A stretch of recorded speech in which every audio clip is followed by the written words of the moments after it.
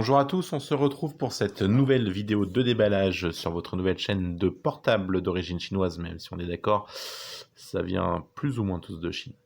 Allez, c'est le Humidigi A5 Pro qu'on va donc découvrir ce soir ensemble. Donc le Humidigi A5 Pro, il est là dans la boîte.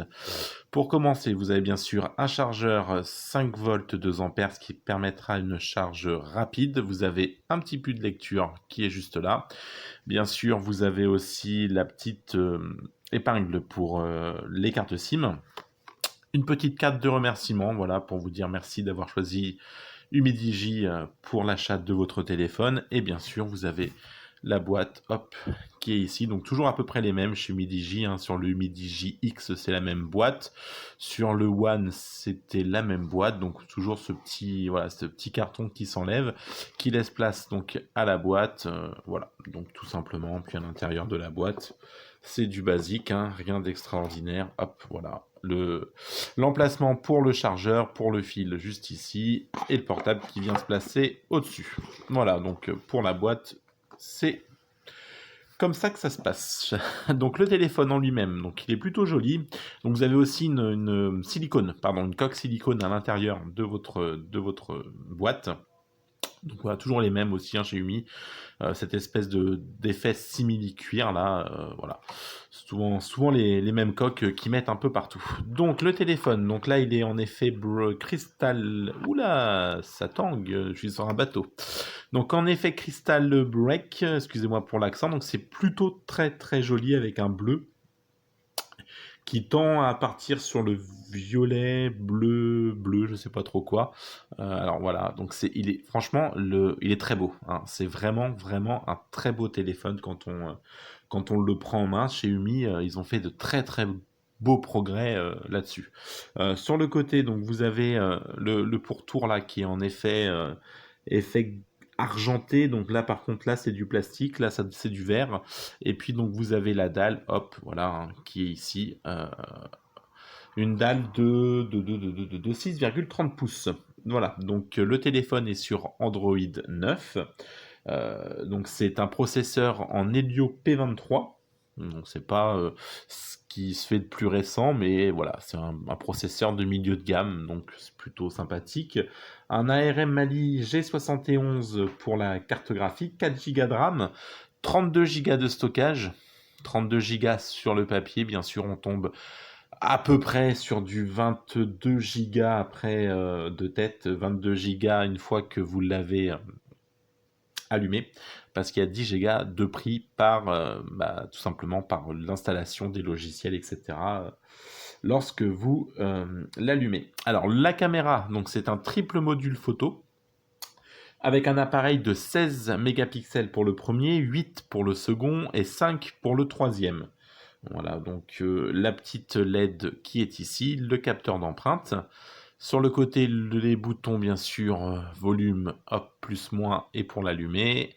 Et sur le côté, hop là, si tu veux bien me faire la mise au point, voilà, vous avez le tiroir SIM qui peut contenir 2 nano SIM ou alors une nano plus une micro SD pour pouvoir étendre votre mémoire parce que 22 Go, ça casse pas trois pattes à un canard. Pour la partie batterie, donc vous avez 4150 mAh. De quoi tenir, je pense, une journée. Je vais même vous le dire avant le test, c'est une certitude, vous tiendrez la journée, mais pas plus. Toujours ces soucis d'optimisation plus ou moins réussis. Alors voilà, le téléphone est très joli, l'optimisation est plutôt bonne, mais on est toujours loin de ce que peuvent faire les grandes marques du marché. Mais néanmoins, je trouve qu'Umi s'en sort plutôt pas mal d'un point de vue design, d'un point de vue batterie. C'est correct, vous tenez la journée. À l'avant, donc c'est une petite, une petite caméra donc en goutte d'eau qui est juste ici, donc de 16 mégapixels. Les bordures, eh bien écoutez, sincèrement, les bordures, mais elles sont quasi inexistantes. C'est vraiment très très très fin. Sincèrement, alors la lumière m'agace légèrement, ça fait des vieux reflets, ça m'agace, mais bon. Donc voilà, donc les bordures, le menton est très fin. Sincèrement, c'est vraiment un très très beau téléphone, surtout qu'on peut le toucher aux alentours des 90 euros. Donc franchement, voilà, pour le tarif, c'est vraiment, vraiment, vraiment, vraiment pas mal. Il est full band, donc free, il n'y a aucun souci. La 4G, vous l'avez. Donc voilà, à voir après ce qui vaut sur la partie photographie, parce qu'on sait que chez Midigi, c'est un peu là où ça pêche malheureusement. C'est que en mauvaises conditions, et ben, les photos sont pas extraordinaires.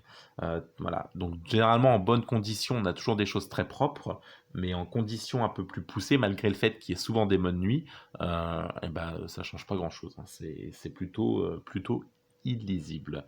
Alors le capteur d'empreinte que j'ai déjà configuré avant, on va voir s'il réagit. Alors, il faut que je mette bien mon doigt. Hop. Voilà. Alors, il réagit plutôt rapidement. Alors, on va refaire. Voilà. Donc, bah, écoutez, ma foi, hein, ça... Voilà. Alors, c'est pas le plus rapide, mais à chaque fois, il me le trouve. C'est plutôt pas mal. Ouais, non, c'est plutôt propre. Hein. Donc, à chaque fois, il me le trouve. Il y a bien sûr la Face ID. Il faudra que je voie ça sur le test. Donc, voilà.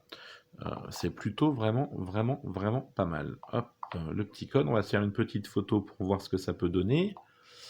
Hop là, en condition. Tac. Alors, on va faire une photo en grand angle, format d'image. Bon, on était déjà, non. Alors attendez, 16 4 tiers, non. En 16 neuvième, donc en 9 mégapixels. Hop, voilà. On va essayer de prendre le petit personnage.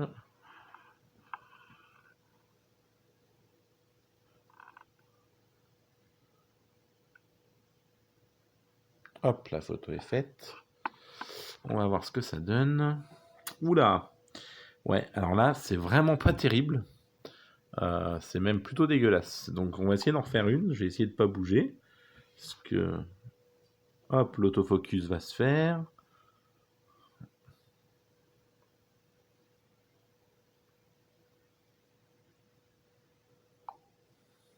Ouais, alors là, c'est beaucoup mieux.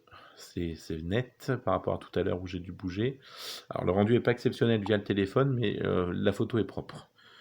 La photo est propre, on va essayer comme ça.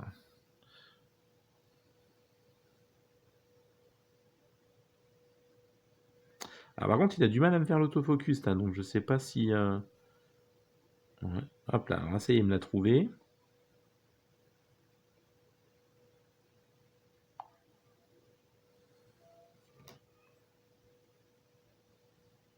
Ouais, alors là, c'est beaucoup mieux. Hein. On voit la poussière. Je les ai toujours pas lavés depuis la dernière vidéo.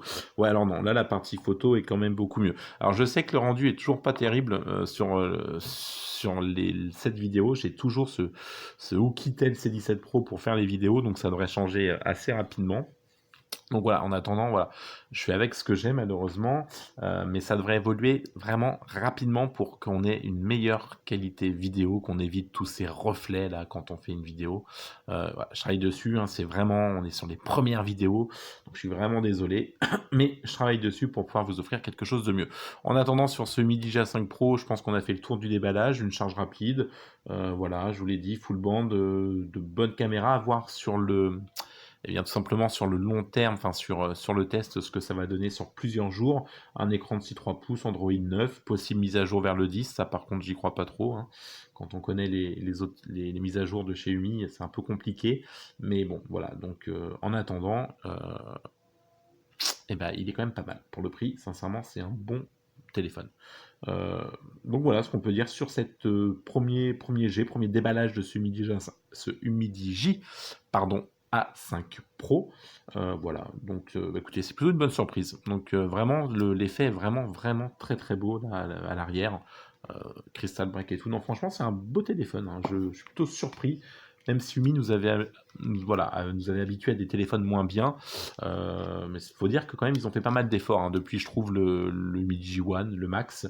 Voilà, alors, ça reste du Umi, hein, on n'est pas sur du haut de gamme, mais sincèrement, je pense que voilà, ils font le taf en ce moment, ils font de beaux téléphones.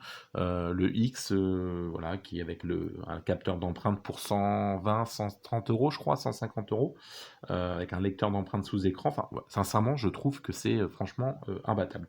Voilà. Bah écoutez, on se retrouve très très vite pour le test de ce Humidigi A5 Pro, à voir ce qu'il vaut dans des conditions réelles d'utilisation sur le long terme. Je vous dis à très vite, prenez soin de vous, à ciao, bye bye.